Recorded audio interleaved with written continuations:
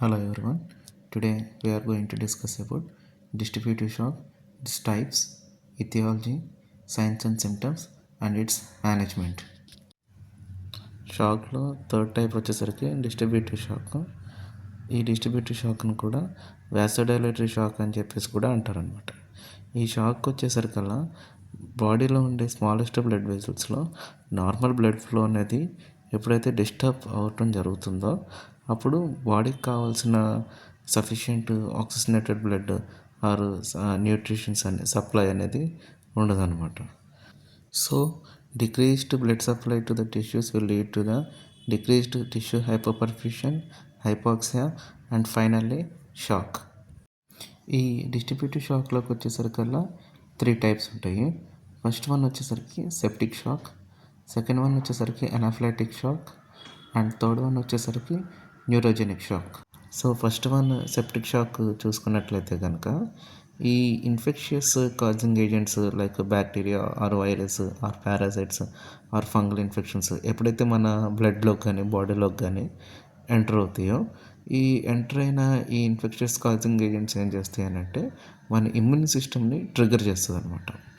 So ఈ trigger అయిన ఈ ఇమ్యూన్ సిస్టమ్ ఏం చేస్తుంది అంటే the flood of inflammatory mediators like cytokinins అన్నింటినీ బ్లడ్ స్ట్రీమ్లోకి రిలీజ్ చేయడం అనేది జరుగుతుందన్నమాట.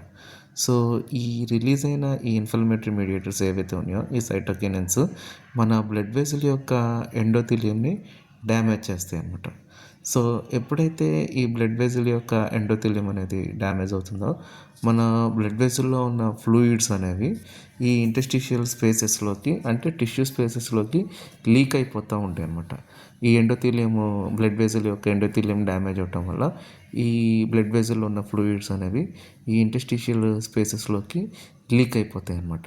సో ఎప్పుడైతే ఈ బ్లడ్ వెసల్లో ఉన్న ఫ్లూయిడ్స్ అనేవి లీక్ అయిపోతాయో ఈ బ్లడ్ వెసల్లో బ్లడ్ వాల్యూమ్ అనేది తగ్గిపోతూ ఉంటుంది అనమాట.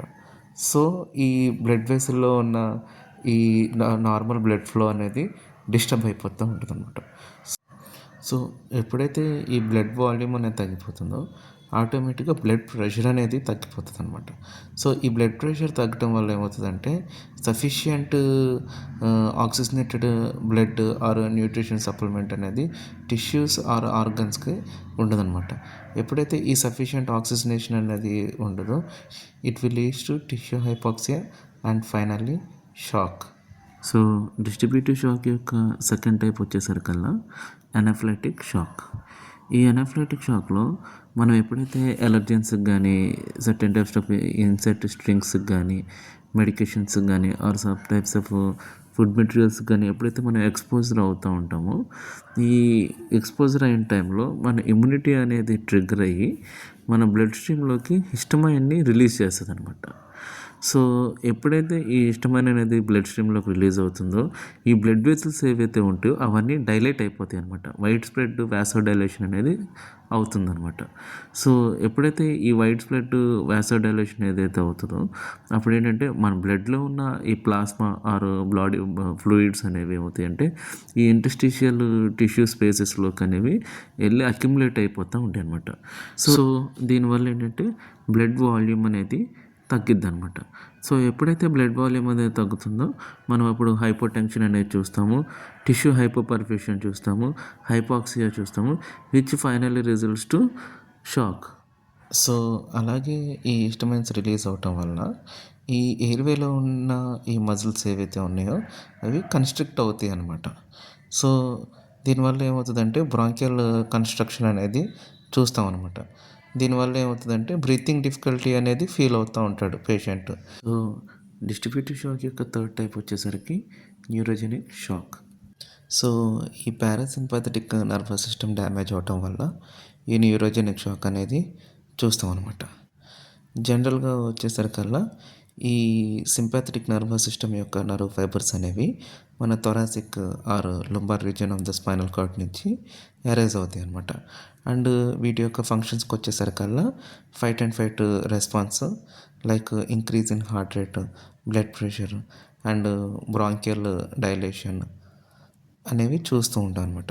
సో, ఎప్పుడైతే ఈ సింపాథెటిక్ నర్వస్ సిస్టమ్ అనేది డ్యామేజ్ అవుతుందో ఆర్ ఈ స్పైనల్ కార్డ్ అనేది డ్యామేజ్ అవుతుందో like cases like RTA or during surgeries while giving anaesthesia దీనివల్ల ఏమవుతుందంటే వైట్ బ్లడ్ వాసోడైలేషన్ అనేది చూస్తాం అనమాట. సో, ఎప్పుడైతే ఈ వాసోడైలేషన్ అనేది జరుగుతుందో ఈ బ్లడ్‌లో ఉన్న ఈ బ్లడ్ వెసల్‌లో ఉన్న ఫ్లూయిడ్స్ అనేవి ఆర్ ప్లాస్మా అనేది ఈ ఇంటర్స్టిషియల్ టిష్యూ స్పేసెస్‌లోకి అక్యుములేట్ అయిపోద్ది లేదా షిఫ్ట్ అయిపోద్దనమాట.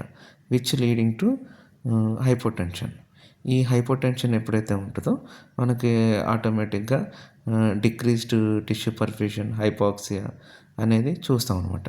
సో, ఎప్పుడైతే సఫిషియంట్ ఆక్సిజనేషన్ అనేది టిష్యూలో ఉండదో ఇట్ విల్ దీనివల్ల టిష్యూ ఆర్ ఆర్గన్ అనేది డ్యామేజ్ అవ్వటం కానీ, డెత్ అవ్వటం కానీ చూస్తాం అనమాట. డిస్ట్రిబ్యూటివ్ షాక్ యొక్క సైన్స్ అండ్ సింప్టమ్స్ చూసుకున్నట్లయితే హైపోటెన్షన్ అండ్ సెకండ్ వన్ వచ్చేసరికి sinus tachycardia or bradycardia and third one వచ్చేసరికి ట్రాకెప్నియా అండ్ ఫోర్త్ వన్ వచ్చేసరికి hypothermia or potentially high grade fevers in sepsis condition and fifth one వచ్చేసరికి confusion or altered mental state or డిసోరియంటేషన్.